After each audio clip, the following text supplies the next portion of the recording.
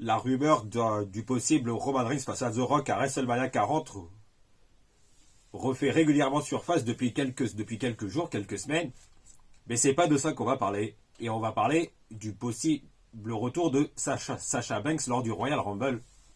Car ça fait aussi les gros titres en ce moment concernant l'actu catch. Salut à tous les amis, j'espère que vous allez tous très bien. Moi ça va très bien. Et très content de vous retrouver pour une nouvelle vidéo. Et comme vous l'avez deviné, on va parler du possible retour de Sasha Banks à la WWE, précisément lors du Royal Rumble. Et je suis enfin de retour pour de nouvelles vidéos après avoir passé une excellente semaine de vacances sur la Côte d'Azur. Et ça fait plaisir, c'était excellent. Et comme d'habitude, n'hésitez pas à vous abonner si ce n'est pas encore fait.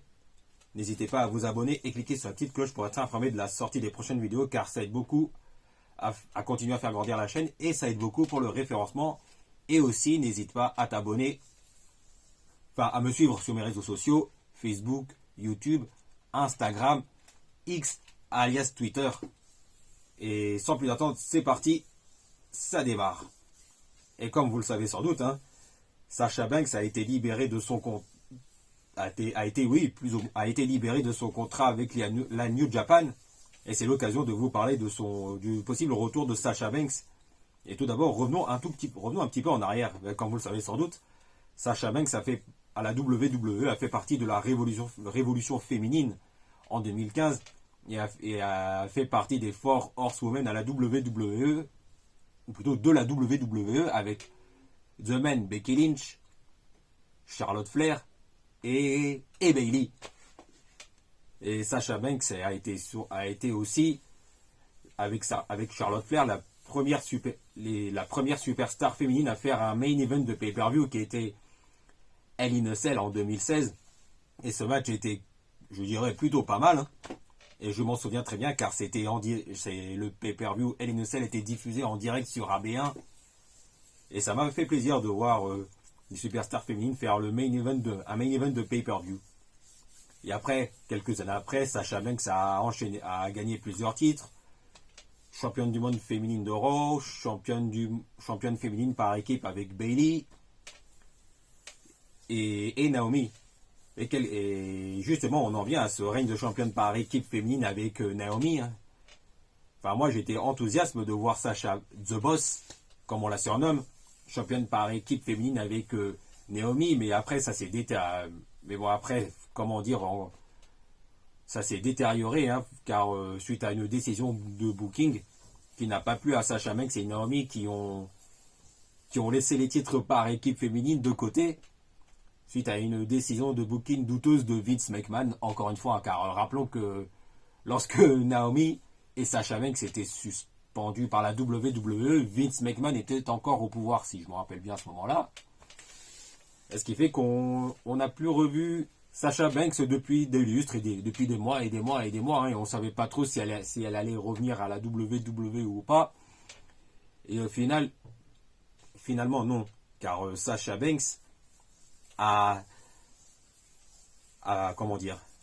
fait son retour sur le ring, mais pas à la WWE, mais à la New Japan Pro Wrestling, sous le nom de Mercedes Moné, je ne sais pas comment ça se prononce, mais bon, c'est pas grave.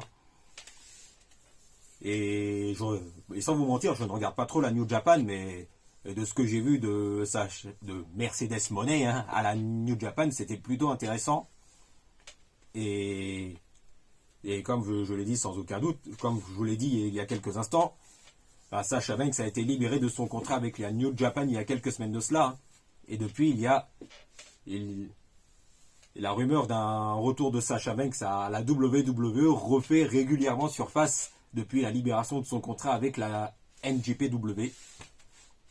Et pour être honnête avec vous, le retour de Sasha Banks, moi j'y crois. On peut y croire.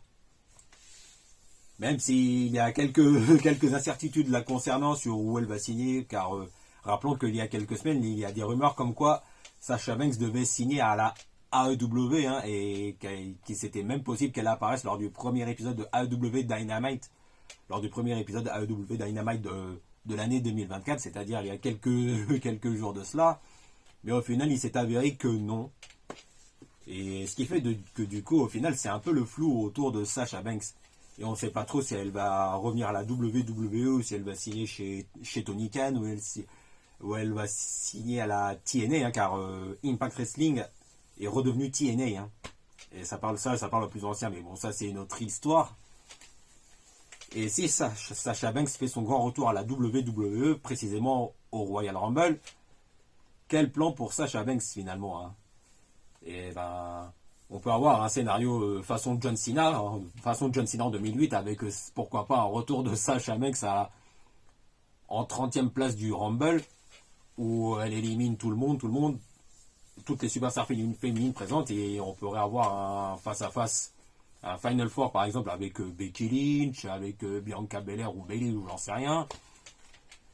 Où on a ce duel vraiment intéressant, où quelques minutes plus tard, on a le face-à-face final entre Sasha Banks et Becky Lynch par exemple, hein, car rappelons que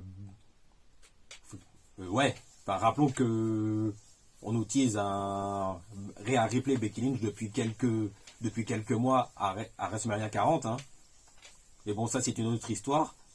Mais admettons qu'on ait Sasha Banks et Bayley lors du face-à-face final et qui est très intense, et on pourrait très bien voir Sasha Banks en retour gagnante et vainqueur du Royal Rumble 2024, et qui choisit d'affronter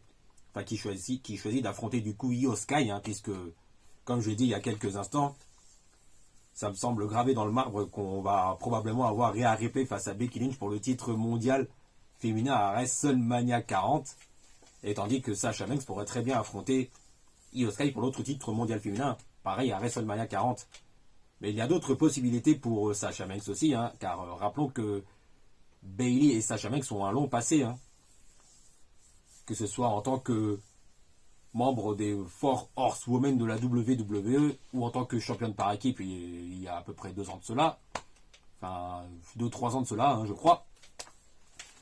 Et on pourrait très bien avoir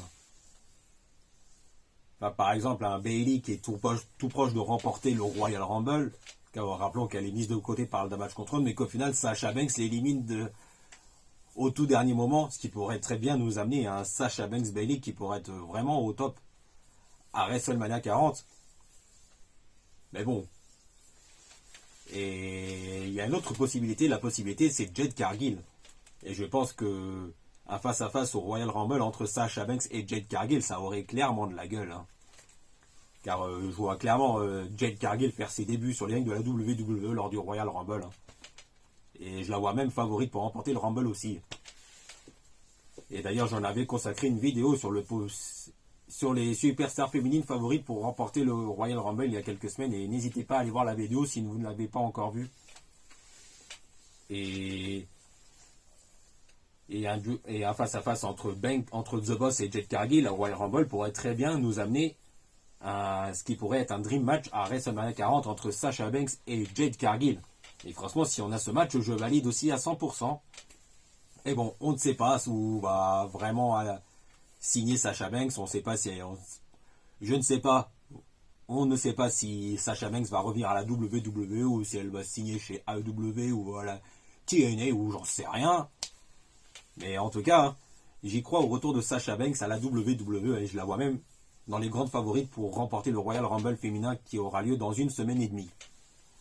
Bon voilà, je crois que c'est tout pour aujourd'hui, hein. Ça m'a fait plaisir d'avoir fait cette vidéo sur le possible retour de Sasha Banks à la WWE, car ça reste une superstar féminine qui reste au top du top sur le ring, et au micro aussi ça reste vraiment excellent.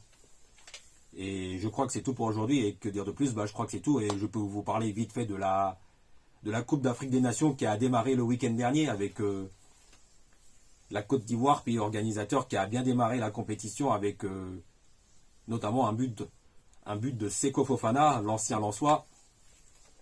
Et je pense que Seko Fofana nous aurait été très bien utile au PSG pour renforcer le milieu de terrain. Mais bon, ça c'est une autre histoire, mais j'avais envie surtout de vous parler vite fait du match entre le Cameroun et la Guinée qui a eu lieu hier soir à 18h. Et pour le Cameroun, ouais, ah là là, c'est un peu compliqué, c'est compliqué en ce moment, hein. Car même avant le début de la Coupe d'Afrique des Nations, André Onana a encore fait des siennes en privilégiant son Manchester United, hein, à la sélection camerounaise, car faut rappeler que Onana comment dire, a été titulaire avec les Red Devils, c'était le week-end dernier face à Tottenham, et tout ça pour Stroh. Et Onana a encore pris 2 buts. Et c'était pas fameux, quoi. Et c'est pas la première fois que Onana fait des siennes, hein, avec la sélection, car Onana était un peu Onana était un peu en conflit avec le sélectionneur actuel Rigobert Song, hein, ce qui fait que Onana avait plus ou moins pris sa retraite internationale avant de revenir sur sa décision afin de participer à la CAN avec les Lions indomptables. Et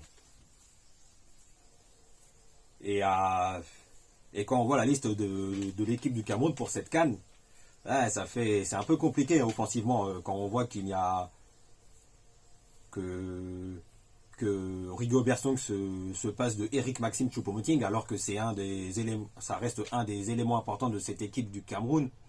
Et d'ailleurs, Choupo-Moting, rappelons qu'il avait même marqué face à la Serbie lors du match nul spectaculaire 3-3 lors du premier tour de la Coupe du Monde.